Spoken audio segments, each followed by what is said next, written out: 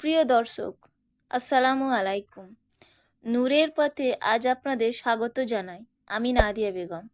আজকের এই পর্বে আমরা কথা বলবো আমাদের প্রাণ প্রিয় নবী হজরত মুহাম্মদ সাল্লাল্লাহু আলাইহি ওয়াসাল্লামের অনন্য এক ঘটনা নিয়ে। এমন এক ঘটনা যা আমাদের শেখাবে ক্ষমা ও দয়ার আসল শিক্ষা।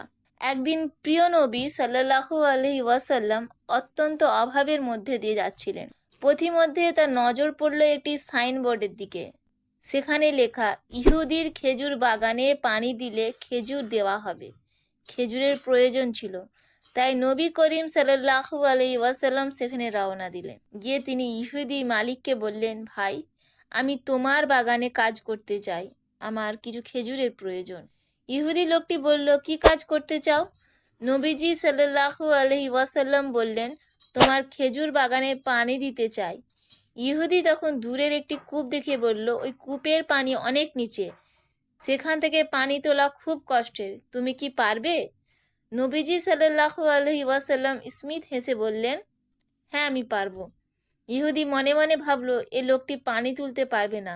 তারপর সে একটি পুরনো পচা দড়ি দেওয়া বালতি এনে নবীজিকে দিল।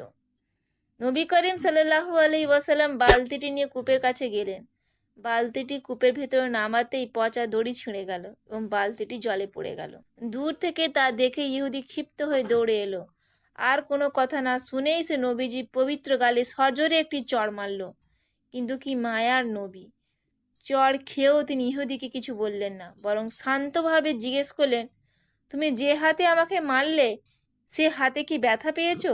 ইহুদি রেগে গিয়ে বলল, আমার হাতে ব্যথা পাইনি, কিন্তু তুমি আমার বালতি ফেলে দিয়েছো। নবীজি সাল্লাল্লাহু আলাইহি ওয়াসাল্লাম বললেন, আমি তোমার বালতিটি কূপ থেকে তুলে এনে বাগানে পানি দেব, তারপর তুমি কি আমার পাওনা দেবে? ইহুদি অবাক হয়ে বলল, কূপের তো কোনো সিঁড়ি নেই, তুমি কিভাবে বালতি তুলবে? নবীজি সাল্লাল্লাহু আলাইহি ওয়াসাল্লাম বললেন, আমাকে কূপটি দেখতে দাও। নবীজি যখন কূপের কাছে গেলেন, তখন আল্লাহ তাআলা জিবরাইল আলাইহিস সালামকে নির্দেশ দিলেন, হে জিবরাইল, আমার বন্ধুর হাতে বালতিটি তুলে দাও এবং কূপের পানি উপরে তুলে দাও। নবী করিম সাল্লাল্লাহু আলাইহি ওয়াসাল্লাম কূপের ভেতর হাত দিতেই বালতিটি তার হাতে চলে এলো। ইহুদি অবাক হয়ে ভাবতে লাগলো, এ তো সাধারণ লোক নয়।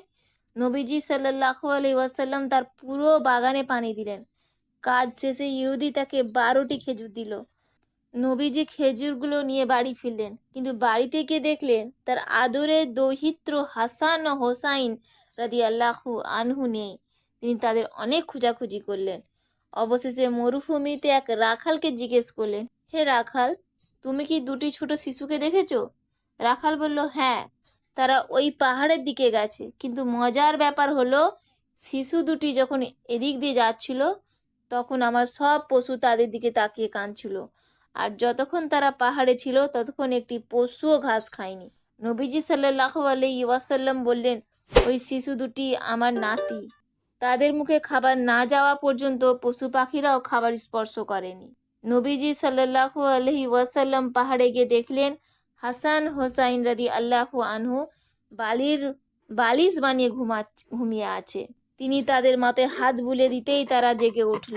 নবীজিকে দেখে তারা জড়িয়ে ধরে বলল, নানা যান, আমাদের খুব ক্ষুধা ছিল, কিন্তু আপনি এলে সব ভুলে গেছি।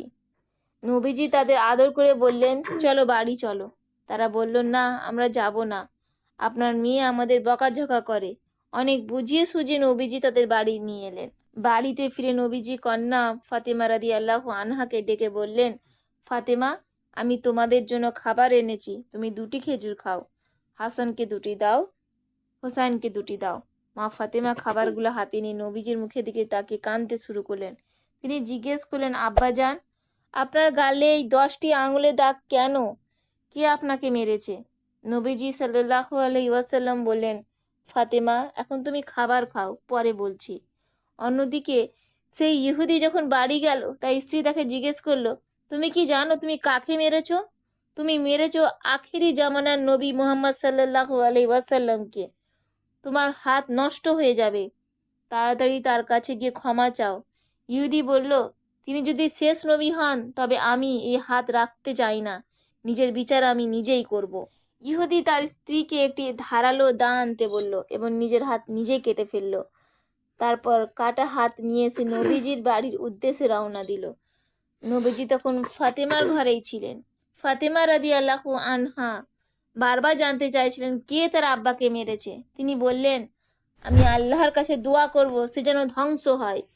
নবীজি সাল্লাল্লাহু আলাইহি ওয়াসাল্লাম বললেন, ফাতেমা, আমি গজবের নবী নই, আমি রহমতের নবী। আমি ক্ষমা করার জন্য এসেছি, আর আমাকে চিনতে পারেনি বলেই মেরেছে। ঠিক তখনই বাইরে থেকে আওয়াজ এলো, ঘরে কি মোহাম্মদ আছেন? ফাতেমা বললেন, আব্বাজান, কেউ আপনাকে ডাকছে। নবীজি বাইরে গিয়ে দেখলেন সেই ইহুদি রক্তাক্ত অবস্থায় দাঁড়িয়ে।